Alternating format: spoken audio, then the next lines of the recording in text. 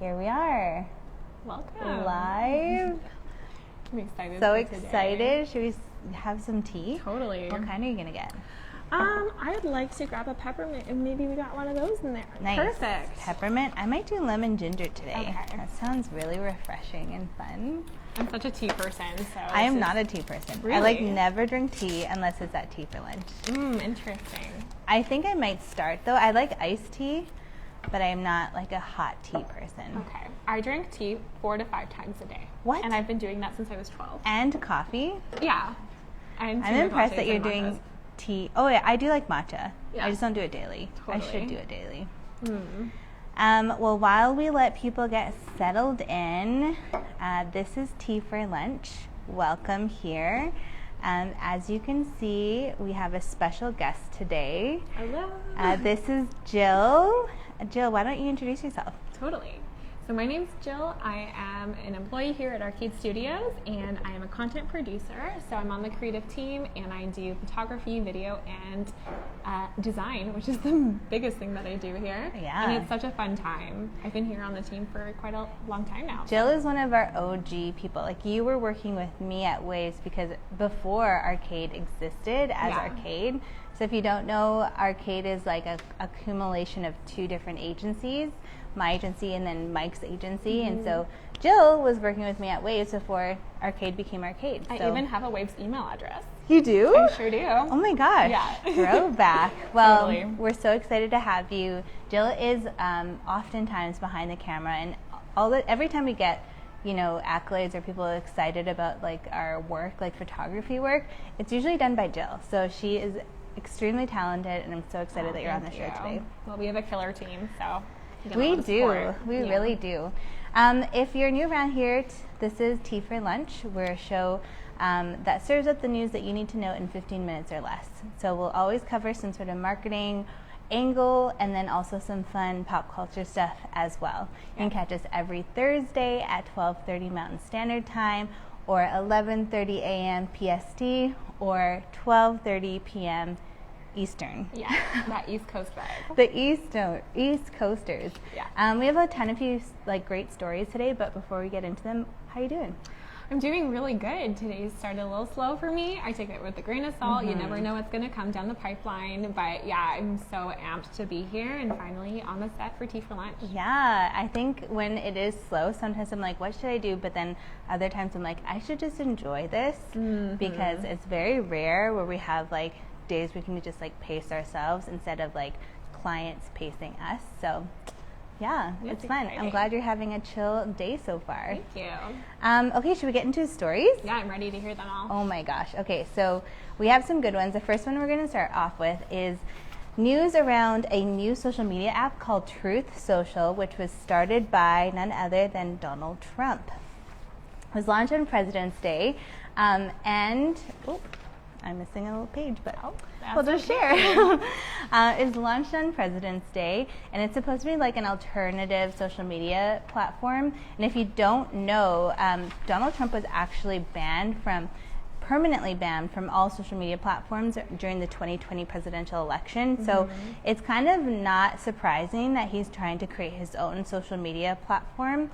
It's called The Truth, which I think is really interesting, but since it's launched, it hit #1 spot in free downloads on the Apple's App Store, and apparently they're having some bugs with actually getting the app live or people getting access to it. So there's a lot of people who are reporting that they didn't get their verification code, or they're not able to get past a wait list, things like that. So it's a bit of a rocky start, but who knows what's next. I know, it's really interesting to think of a man of that much power creating an app like this and it kind of flopping on the first day of the launch. I know he'll probably be able to get it going properly, but it's just fascinating that like when you go against such big tech startups like Twitter, for example, you got to be on your A game. Totally. And I think like the fact that it's #1 in the App Store, like most apps can't afford that much volume. Like it's very difficult to have an app that can withstand all that volume. So I think that's maybe part of why it wasn't performing as well. But yeah, and the other thing I was thinking about with this story specifically is I'm in favor of diversifying social media platforms. Like, I don't love when there's one big platform that kind of dominates every other social media out there. So I loved, for example, how TikTok has taken up so much attention from spaces like Instagram, and I think I'm all in favor of that. Not that I'm necessarily in support of what Donald Trump's trying to do, but I think it'll just be interesting to see another platform on the scene. Well, totally, and especially because it is like the interface looks so similar to Twitter. It's just such a huge testimony to how effective Twitter can be for politicians, especially when rounding like their group of people, so to speak. Yeah, I actually haven't seen the interface yet, but didn't you say it was like, it looks like Twitter, so people like write a post, and then what do they call it when you like reshare them? So instead of calling them tweets, they're called truths, and when you reshare a truth, it's called a retruth, which is really funny to me. So it's like really, it seems to be quite a replica of the Twitter interface, and yeah, it's just an interesting time out there. Time will tell about like how people actually use it and how many people use it, and then like, is there space for brands? I don't know, but it's just going to be interesting. Yeah, it's going to be so fascinating. So we'll keep our eye on that. Totally. Well, I have a story that I want to talk about, and it's about the Tinder Swindler. So I don't know if you guys were able to watch the Tinder Swindler documentary. I loved it.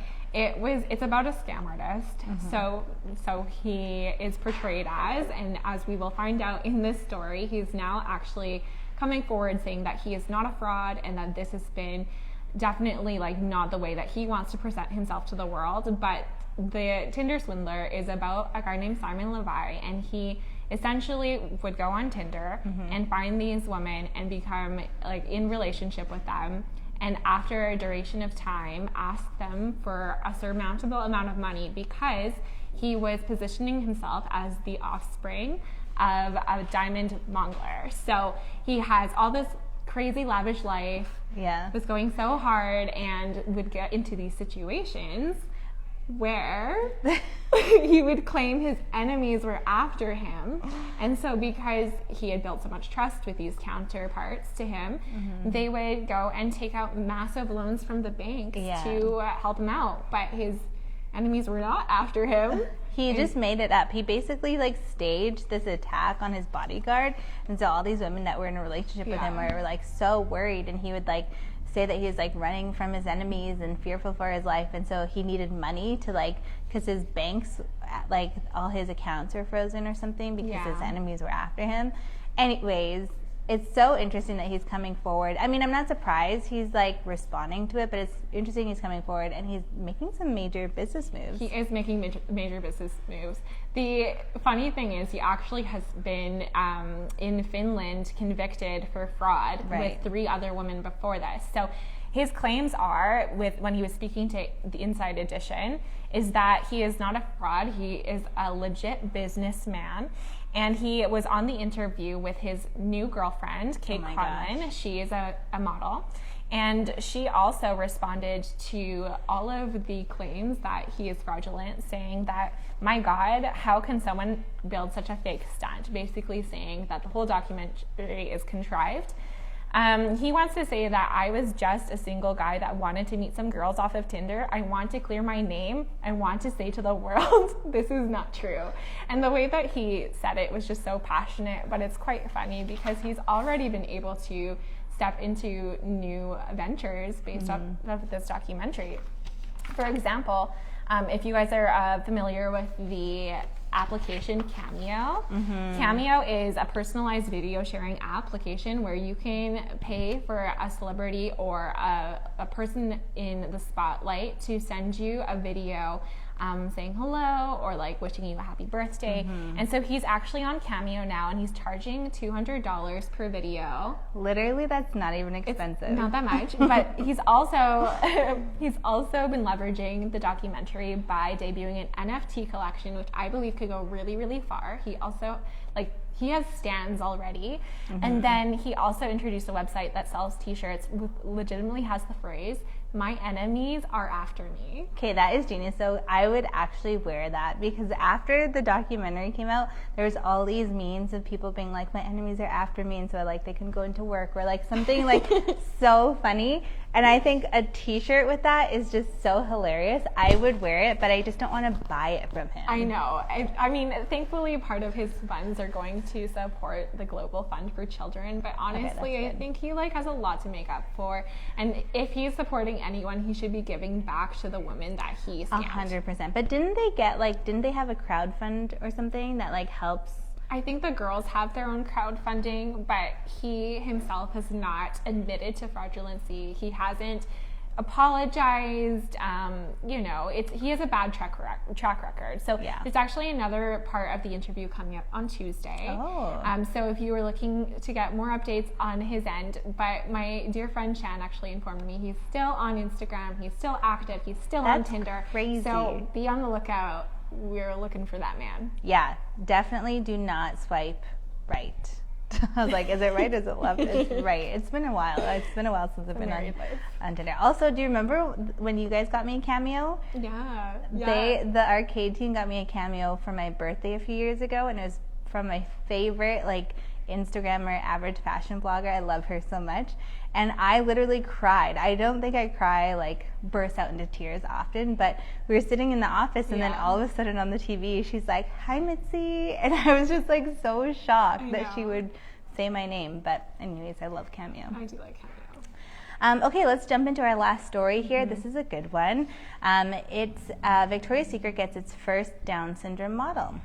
Sofía, how do you say your last name? It's Jirau. Jirau. Yeah. She made history this week by becoming the first Victoria's Secret model with Down syndrome. She's 24 years old, from Puerto Rico, and she is behind their new campaign called the Love Cloud Collection campaign, which is committed to celebrating and welcoming all women. She said, I want to tell the whole world that people with my condition, Down syndrome, inside and out, we have no limits. People who have Down syndrome like me are capable of getting a job, creating their own business, and working hard just like me. Which I think is so beautiful that she has this opportunity, like about time that she's, able to achieve this huge milestone. I know for most models, like a Victoria's Secret booking is huge, so I think it's super cool, but overall it's kind of, I don't know, a little too late. We have some feelings towards Victoria's Secret in general.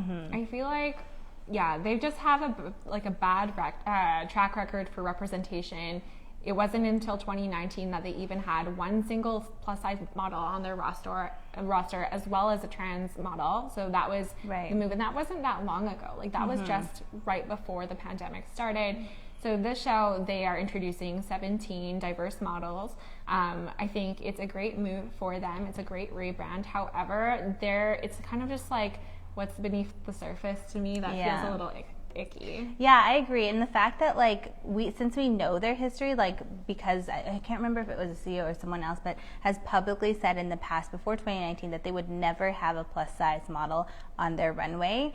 And because they've also been part of this super over sexualized lingerie space, and they have not yet changed their actual products. If you go into Victoria's Secret, literally every single bra has crazy padding, and it's just not for comfort. It's just all about sex, I guess, which is their brand. But I think there's just so many more innovative ways you can go in this direction and celebrate women that has less to do about a certain campaign and more to do about your stores or your products or how you're packaging, so many other things besides just one campaign. So I think if I'm putting my marketer hat on, I'm not trying to diminish this amazing milestone for this model, but it just feels too obvious. Yeah, I think with what we've seen with Victoria's Secret is we saw Rihanna actually broke off and created Fenty, and Fenty hit a gap in the market that was about inclusivity